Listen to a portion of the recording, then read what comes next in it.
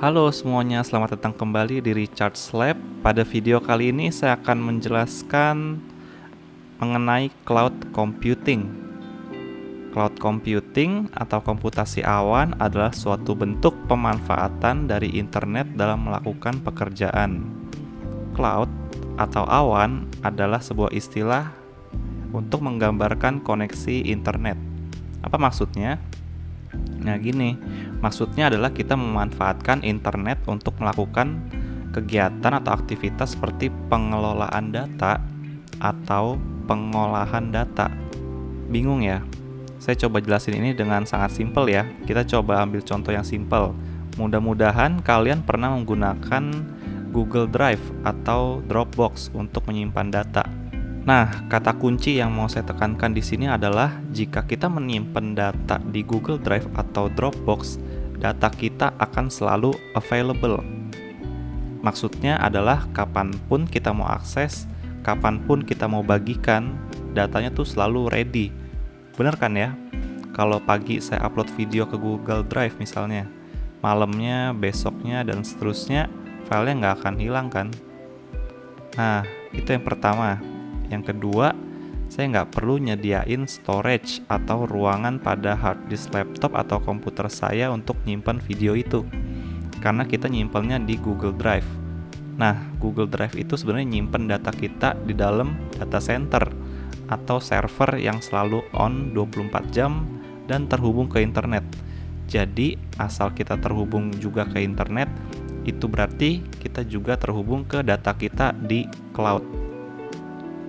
Nah, Google Drive ataupun Dropbox ini adalah salah satu penyedia cloud service. Karena dia storage, kita menyebutnya Infrastructure as a Service atau IaaS. Bingung ya? Nah, gini. Ada 3 jenis utama cloud computing. Salah satunya barusan yang saya sebut, Infrastructure as a Service, yang berarti infrastruktur sebagai layanan atau produk. Maksudnya gimana? Maksudnya tuh kita numpang naruh file kita di server mereka. Nah, file kita bakal ditaruh ke dalam hard disk penyimpanan. Nah, ini merupakan infrastruktur dalam sebuah server. Misalnya kita lihat CPU. Dia ada hard disknya, ada prosesornya. Nah, itu merupakan infrastruktur atau komponen yang membangun CPU kita. Kurang lebih kan seperti itu. Kemudian yang kedua ada yang namanya Platform as a Service. PaaS.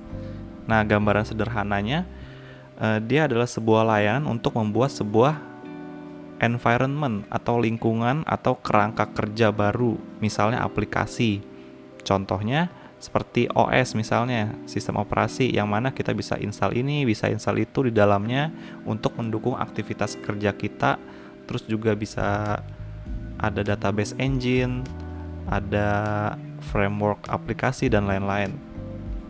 Ketiga, ada yang namanya software as a service atau software sebagai sebuah layanan.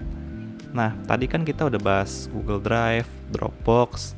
Mereka sebenarnya masuk kategori ini, walaupun basicnya adalah storage yang merupakan infrastructure as a service. Nah, sebenarnya Google Drive atau Dropbox lebih daripada sekedar storage. Makanya mereka masuk ke software as a service karena mereka tuh udah diprogram menjadi sebuah software atau aplikasi yang mudah digunakan dengan UI yang bagus. Terus dia juga ada sistem billingnya kan, kalau misalkan kita mau kapasitas segini mesti bayar kayak gitu. Kita manage-nya jadi gampang.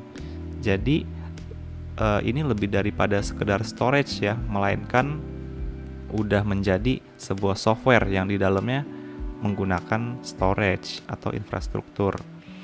Terus manfaatnya apa aja kalau kita menggunakan cloud computing? Nah, secara umum saya definisikan kalian nggak perlu nyimpen file itu di komputer kalian. Jadi nggak makan tempat di hard disk kalian. Dia disimpannya tuh di si penyedia layanan. Nah, contohnya si Google Drive itu, dan sekali lagi data kalian selalu available asal ada koneksi internetnya.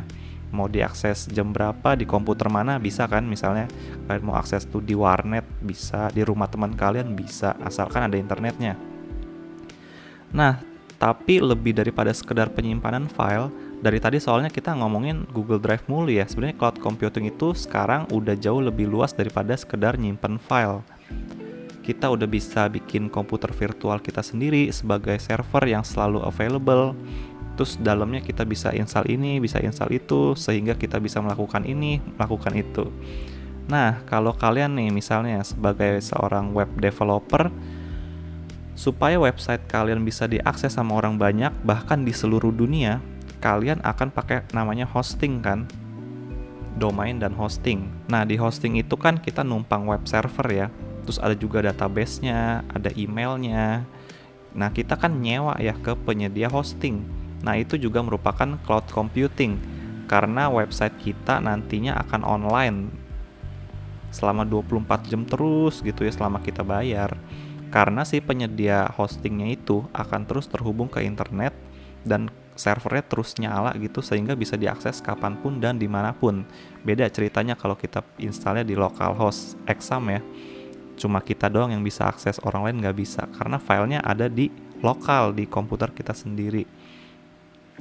Dan lebih daripada itu lagi, sekarang cloud juga bisa digunakan untuk berbagai layanan. Misalnya kalian pernah dengar analytics untuk menganalisa transaksi data gitu ya. Terus ada juga machine learning dan lain-lain, banyak deh pokoknya.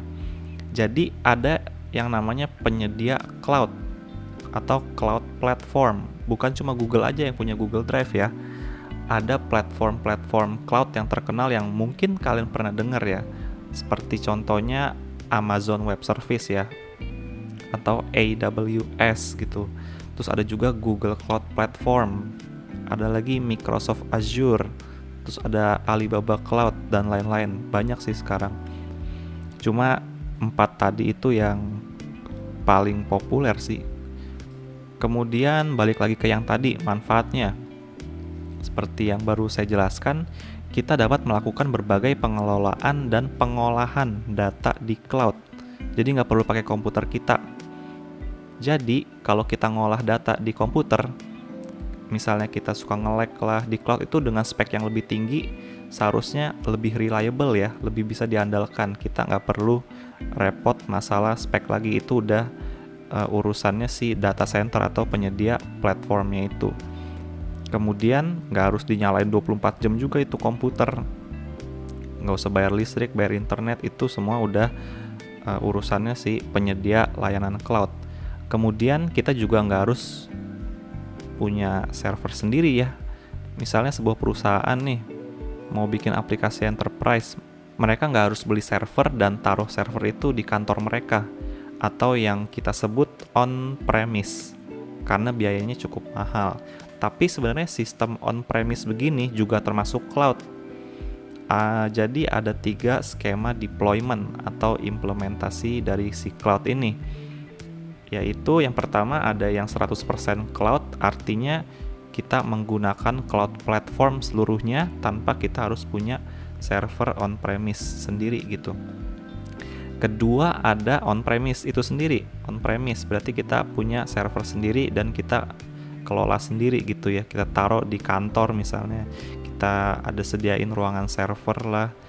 Terus dia nyala 24 jam dan terhubung internet 24 jam. Kurang lebih kayak gitu. Ketiga ada hybrid atau gabungan dari duanya. Setengah on-premise, setengah cloud. Nah, pembahasan ini akan saya lanjutkan di video selanjutnya dengan membahas skema deployment full cloud.